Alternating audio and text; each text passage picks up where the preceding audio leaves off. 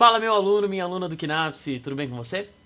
Bom, na última aula a gente começou a falar um pouquinho sobre o reino protista, né? Eu expliquei para vocês que o reino protista é um reino que abriga seres vivos mais primitivos. E a gente falou um pouquinho daqueles seres primitivos que vão dar origem evolutiva aos vegetais, que são as algas. Nessa aula a gente vai partir por um outro caminho, mas ainda dentro do reino protista. O que a gente vai fazer? A gente vai conversar um pouquinho sobre os seres primitivos que deram origem aos animais. Ou seja, eu estou falando para vocês dos protozoários. E os protozoários, então, como são aqueles seres que vão dar origem ao que a gente vai chamar de animais, vão ser eucariotos e heterótrofos. Então, a grande diferença aí entre algas e protozoários, que estão todos dentro do reino protista, é o tipo de nutrição. As algas vão ser autótrofas, fotossintetizantes com cloroplasto, lembra disso? Enquanto os protozoários, eles vão ser todos heterótrofos, então eles vão depender de captar nutrientes no ambiente para que eles possam sobreviver, tá bom? E aí nas nossas próximas aulas a gente vai ver que uma grande importância aí dos protozoários, como a gente viu que a principal importância das algas estava na manutenção ecológica, nessa capacidade fotossintetizante e em ser a base da cadeia alimentar, os protozoários a gente vai por um outro caminho também. Sua grande importância vai ser porque eles são importantes causadores de doenças nos seres humanos. Então, a gente vai dar nessa aula uma base, a gente vai situar vocês aí em como são formados esses protozoários e como que a gente classifica eles, para depois, então, nas nossas próximas aulas, a gente ver direitinho como são cada uma dessas doenças, cada uma dessas infecções causadas pelos protozoários, tá certo? E, então, essa classificação, né? Porque, de modo geral, os protozoários, então, são seres unicelulares, eucariontes e heterótrofos. Só que a gente vai dividir eles, vocês vão ver que eles vão ter diversas formas e diversas composições diferentes. E principalmente o que a gente vai fazer é dividir esses protozoários de acordo com a sua forma de locomoção. Então, entre todas as características que a gente podia escolher para classificar, a gente escolheu essa, que é a partir da estrutura locomotora. Como que esse protozoário vai de um lugar para o outro? Essa forma de se deslocar, qual estrutura ele vai usar para se deslocar, vai ser o que a gente vai usar como base para essa classificação.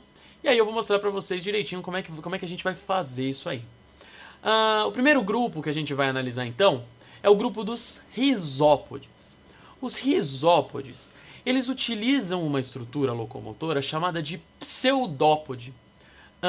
Pseudo, né? Vamos analisar o que é essa palavra pseudópode. Pseudo quer dizer falso e podos quer dizer pé. Então um pseudópode nada mais é do que um falso pé. O que é isso? Essa célula do rizópode, que é um protozoário, ela vai emitir uma projeção da sua célula. Então uma célula ela emite uma projeção da célula. E aí ela desloca o conteúdo celular para dentro dessa projeção. Então é meio como se ele jogasse um bracinho e puxasse. Jogasse o bracinho e puxasse.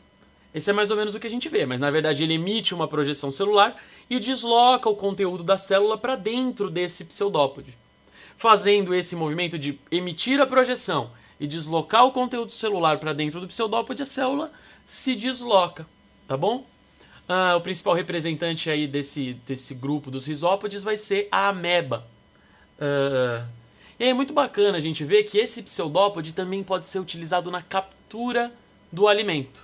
O que ele pode fazer? Ele pode emitir os pseudópodes ao redor do alimento e fechá-la na ponta, formando aqui no meio uma bolsa. Essa bolsa é chamada de fagossomo. E esse processo de captura do alimento é o que a gente chama de fagocitose.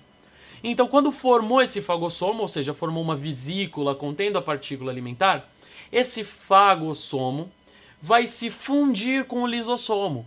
E lembra da nossa aula de biologia celular? O lisossomo ele contém enzimas digestivas. Quando o fagossomo se junta com o lisossomo, dentro dessa nova vesícula que agora tem partícula nutritiva e enzima digestória, vai acontecer a digestão intracelular, tá bom? Dá uma olhadinha no nosso slide aí que eu coloquei para vocês imagens de risópodes. Olha lá.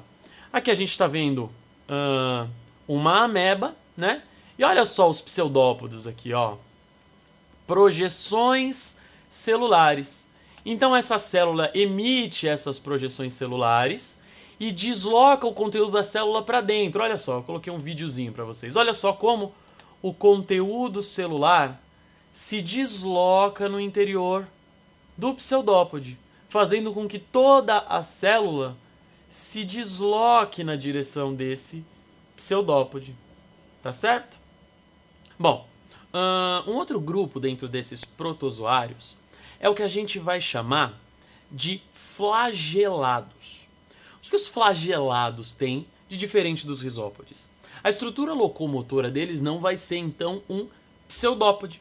A estrutura locomotora dos flagelados vai ser um flagelo. Um flagelo muito parecido com aquele que a gente tem no espermatozoide. Então ele é um filamento que, quando bate, promove o deslocamento desse protozoário, tá? Por causa disso, esse grupo também pode ser chamado de mastigóforos. Esse mastigo quer dizer chicote. E esse chicote nada mais é do que o flagelo. É um filamento que ele bate e se desloca.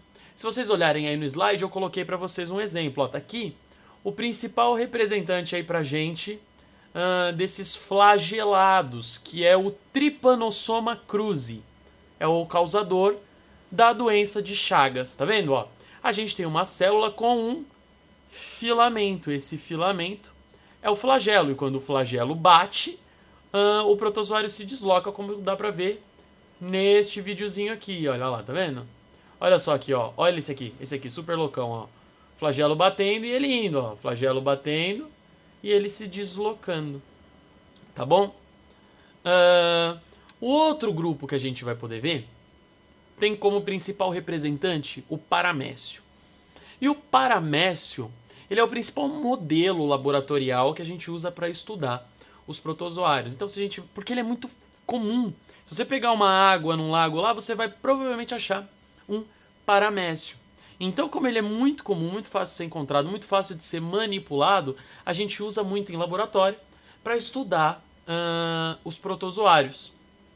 E ele faz parte do grupo dos ciliados. Então, a estrutura locomotora que ele vai usar são cílios, que também são filamentos, assim como os flagelos.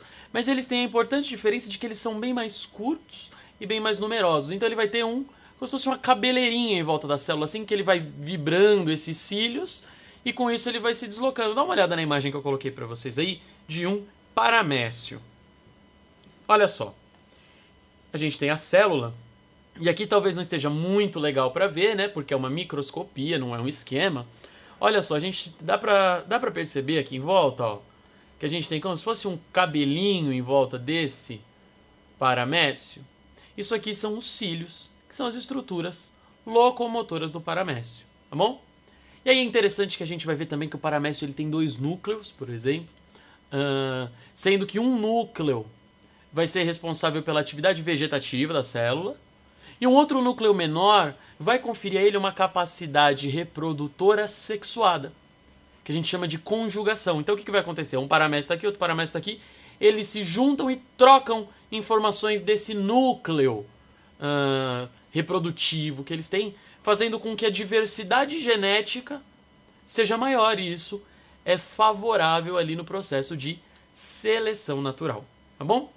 E um último grupo dentro dos protozoários é o que a gente chama de esporozoários, que são, de maneira simples, os protozoários que não apresentam estruturas locomotoras. Então a gente tinha os risópodes que emitiam pseudópodes, os flagelados que têm um flagelo, os ciliados que têm cílios e os esporozoários que eles não têm estruturas locomotoras. E aí a gente vai ter um grande representante que são os plasmódios.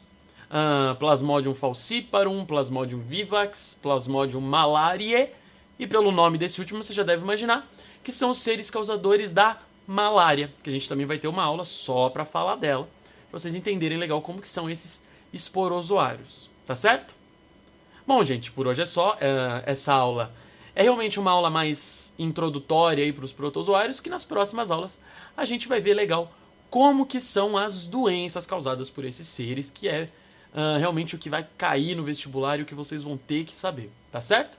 A gente se vê na próxima aula, então um abraço e até lá! Ah, só mais um recadinho. Se você chegou até aqui é porque provavelmente você gostou da minha aula.